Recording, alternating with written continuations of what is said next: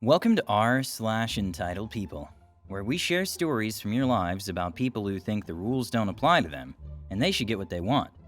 Thank you, friends, for subscribing to the channel and for so many likes. And today we have two great stories, so subscribe, hit the like button, and let's begin. The first story. A guest's attempt to avoid paying for an occupied room resulted in a denial and an argument. His name is now blacklisted. The second story. The manager's lies and abuses had the opposite effect. The first story is, why do I have to pay for a room I've already been using? It's Friday night and it's like 23:30 or 0 when two guys walk into my lobby asking how much a room is for the night. They explain that they've come from the bar and their ride has failed to show, so they're stuck here for the night. One is sober and the other is clearly drunk but not incoherent. We'll call the sober one Sam and the drunk one Dale. As I'm looking up rates and availability for the night, Dale is going on and on about finding Jimmy. Where is Jimmy? Have you heard from him? I texted him a bunch of times. Maybe we should call Jimmy, and is clearly annoying Sam. At about the same time I quote them a price, Sam tells Dale to go outside and call Jimmy to see if he can figure out where he is. Dale steps outside the lobby, dialing up their friend on his phone.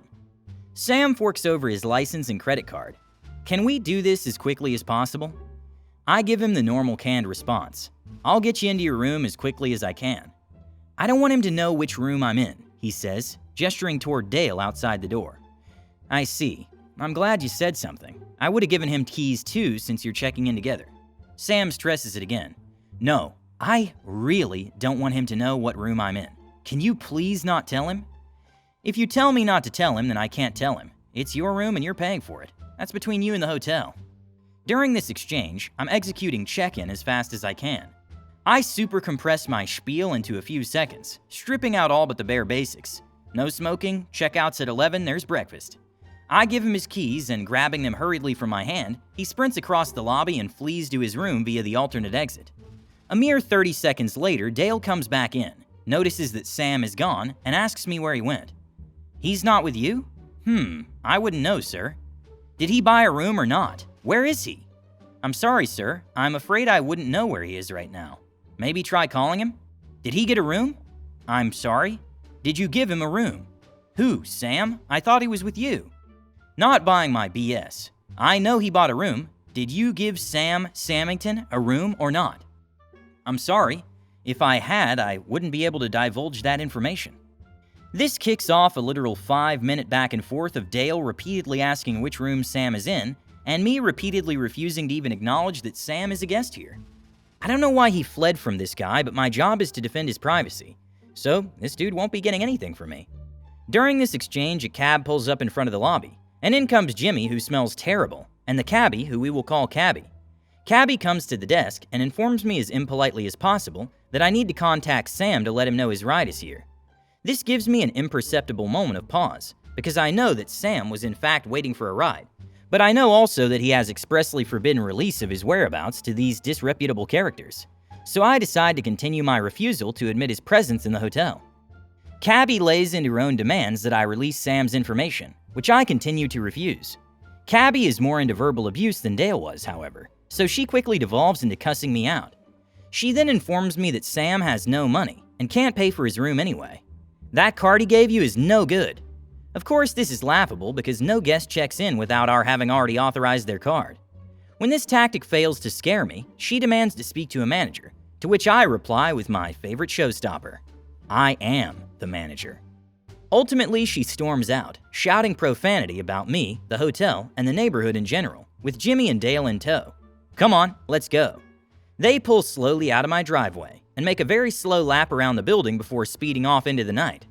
For a moment, I debate calling Sam to let him know I just saw his ride, but I decide against it because he's already bought the room and I'd rather not serve as an intermediary between a disreputable guest and his reprehensible friends. I thought it would be over here. It wasn't. 40 minutes later, Sam comes running back into the lobby with his button-up shirt still mostly off and his shoes in hand. He's still putting his clothes on as he asks me everyone's favorite question, immediately cluing me in on how the next 15 minutes is going to go. Hey, my ride is here. Since I'm not staying here tonight, I'll need a refund for my room. I'm afraid I cannot refund your room since you've already bought the room and occupied it. That's BS. I'm not even staying here tonight. Why should I have to pay for the room? You've occupied the room for 40 minutes now. You've consumed the product. I'm afraid I won't be able to refund you. What about your cancellation fee? Can't I just pay the cancellation fee and be refunded the rest?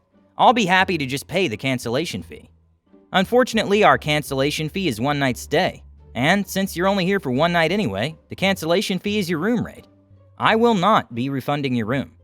During this conversation, the cab shows up again, and Cabby, seeing Sam arguing with me, comes storming back into the lobby. Jimmy and Dale are presumably still in the car. Someone definitely is because they're laying on the horn. A split second before I get aggressive about putting a stop to that intolerable nonsense, Cabby does it for me by yelling, "Knock it off!" out my lobby door. Sam quickly explains that he can't get a refund for his room, which triggers an almost verbatim repeat of the immediately preceding conversation, this time between me and Cabby, who's much more profane about it. While Sam has retreated across the room to put his boots on, propping them up on my sofa, Cabby informs me that I'm being extremely rude and that her friend works at the Our brand in next town over, and she's never heard of them not giving a refund before. I'm a few words into the Each Brand Hotel as independently when she cuts me off. I don't give an SH what your stupid policy is. You're going to be refunding Sam's room because he isn't staying here tonight. I'm afraid I won't be doing that. Mr. Samington has occupied the room and will be charged for tonight. Then I want to speak to your manager. Get them on the phone right now. I already told you I am the manager. No, I want to speak to your supervisor. You're going to get me the district manager or corporate on the phone or I'll have you fired. I'm afraid it's not up to them, and they would tell you the same thing anyway. I won't be calling anyone at 12:30 in the morning.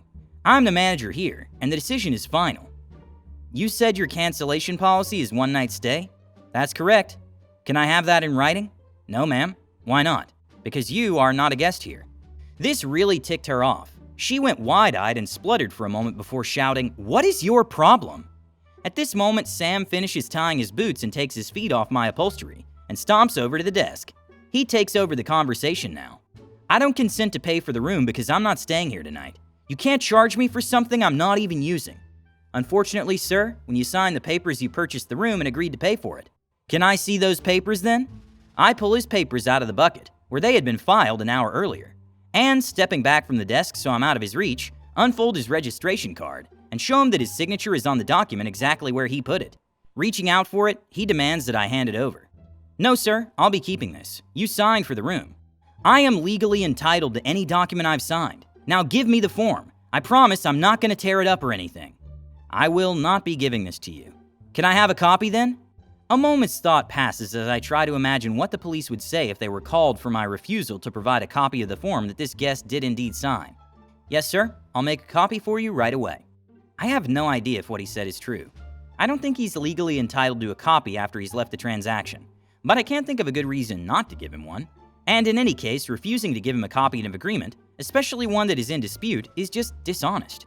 I make him a copy and make sure to keep the original, which I slip into a locked drawer under the desk while he's reading the copy I gave him.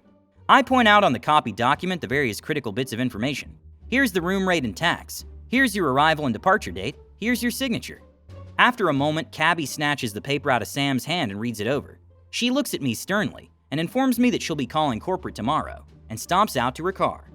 Sam signs and addresses me in a plaintive tone as he turns to leave. Well, I hope you have another job, or you better start looking for one tonight, because you're not going to be working here tomorrow. Good luck. Have a good night. They speed away again, and I wait a moment and catch my breath. I quickly write myself a key to kill Sam's door and run up to his room. Sure enough, the bed is turned out like it's been laid in. The toiletries are opened, and someone has obviously taken a shower. The toilet has leavings in it and hasn't been flushed, and the TV is still on. How this qualifies as not using the room evades me completely. The story does end here, at last, with me adding the guest to our DNR list and double-checking the authorization on his card. I still work here, and we have not refunded his room. And the last story is how my manager screwed herself out of a job by lying and abusing me. Way back in the before time, I got a job at a hotel which was part of a chain that starts with R. I was told in training that they have a relaxed policy with time off. You simply go to the manager's office and put your name on a physical calendar, and if no one else in your department does, you're approved. Jump to 2 months later, and my birthday is coming up in a few weeks. I decide to go hiking at a provincial park, about 3 hours away from where I live with a friend. My friend also worked at the hotel, So I put my name on the calendar like I was told. Turns out my birthday was on a Saturday, and I normally have Saturday and Sunday off. Friday night before I leave, I confirm with my manager I will be away Sunday, and double check the time off calendar, and no one has booked anything. Cool, I'm good to go. Sunday finds me and my buddy in my car, and we're 2.5 hours into our 3-hour drive, and my phone rings. I'm not going to get it while driving, so I silence it and keep going. It rings twice more, and then my buddy's phone rings. He answers, and it's my manager. She demands he put me on with her, and she asks where the hell I am. I explain I'm driving to go hiking, and that I followed procedure, and took the extra step of reminding her in person on Friday. She calls me a liar to my face, saying she would have remembered that, and that as a new hire, I wasn't allowed to take a day off for any reason. I reminded her that I don't work Sundays anyways, and me booking it off was just a precaution. I tell her why she thinks I'm working today anyways. She says there was a last-minute schedule change, and I was supposed to come in this morning. How am I supposed to know that? Did you call or email me to let me know the change? I didn't work Saturday, and the schedule is usually up a week in advance. Does she really think I would come into work on my day off just in case there was a change at the 11th hour? This is all irrelevant, she says. Are you coming in or not? At this point, I'm 3 hours away. If I turn around right now, I'm still going to have to go home and change. Then my shift will be half over. No, I'm not available to cover someone's shift today. Then I hang up the phone so I don't cause an accident. My buddy and I have a great time hiking, and then Monday rolls around. As soon as I get in, manager calls me into her office. Says that because I had been working for the company less than 3 months. I checked and it would have been my 3 months on my birthday, but she doesn't care.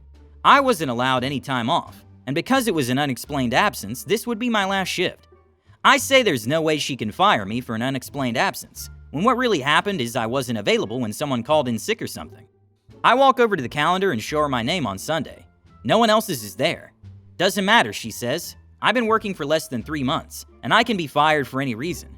I ask why she thinks that. It's not actually a law or something. She says this conversation is over and to get to work. I say if I'm fired, then I'm done. It's not like you're gonna give me a good reference anyways, and I walk out, grab my stuff and leave. 5 minutes later and she's calling me to come back. Turns out I was the only one working front desk that day, and now there's no one for 8 hours. Not my problem. She can cover, right? Cut to a few weeks later and my buddy tells me she was let go because of a string of people quitting, and she was unable to replace them. Turns out I was hired after 3 or 4 people quit in a row because of how she was treating her staff like her personal servants. After I left, they needed to get the managers from other departments to work extra days a week to help cover the desk. The manager has to work extra and cover midnights and stuff. Heads started to roll. The moral of the story is twofold. Treat your employees fairly, and remember they need us more than we need them. Thank you for watching. Don't forget to subscribe if you want to know when the new video comes out, and hit the like button to support the channel.